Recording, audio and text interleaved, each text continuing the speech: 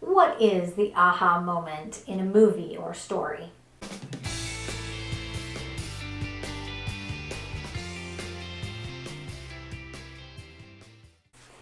It's the moment where the main character realizes she's been wrong all along. And now the light bulb comes on. But let's not get ahead of ourselves. Let's back up to the beginning of the story. Our protagonist has to believe a lie before she can have an aha moment. Let's say Greta is an orphan. She believed all her life that she isn't loved and she can never be loved. One day, a distant cousin finds her. This cousin wants to build a relationship with Greta, but Greta pushes the cousin away. No one could ever love me, she might think. After all, everyone has abandoned her, right? What makes this cousin any different?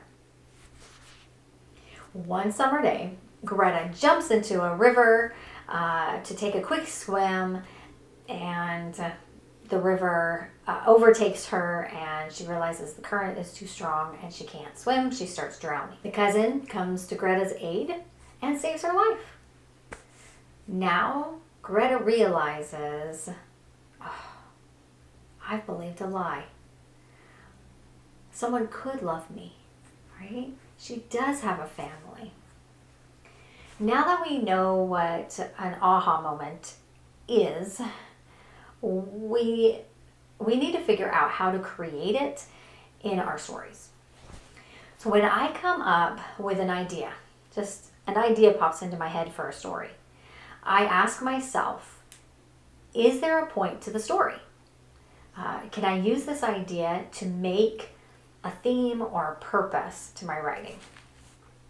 I try to pick a theme that resonates with young people. But if you're writing for adults, then you'll need to resonate with them. I want my readers to walk away from my book thinking about the theme, thinking about the purpose, transformed in some way. I want them to hold on to what they learned from the story, from the character, right? After I think of the lesson I want to teach, I need to think of the opposite of that lesson.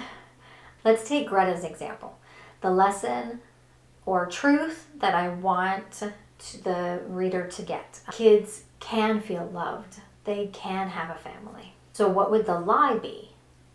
Well, that they feel unlovable, that they can't have anybody close to them, right?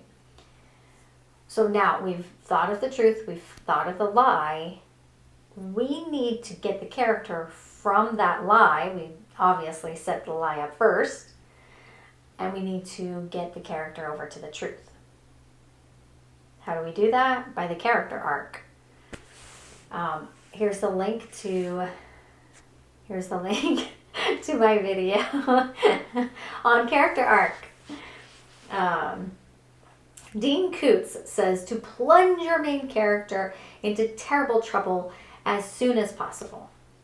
We need that character arc to develop the character, to make the character learn along the way. Okay? So Greta, she needs to learn that her cousin cares for her, that she isn't unlovable. The two of them need to forge a bond, right? Slowly through the story. But every time they get close, Greta can push the cousin away. And then finally, Greta goes for a swim. She starts drowning. She's saved by the cousin. And that's when the aha moment happens. That's when Greta realizes she could be loved. She could have a family. Now, this may be the climax of the story, the drowning and then the realization and all that.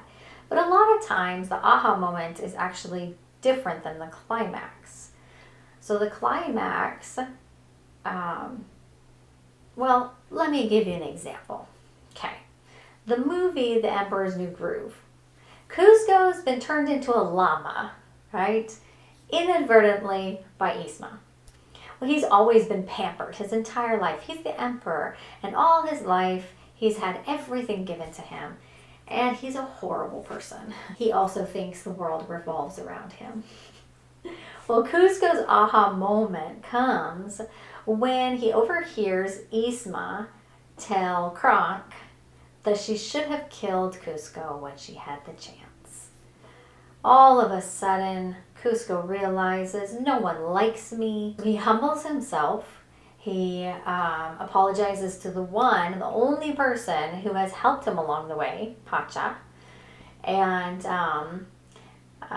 Pacha forgives him, and they both agree to try and take the kingdom back from Isma and, turn Cusco back into a human.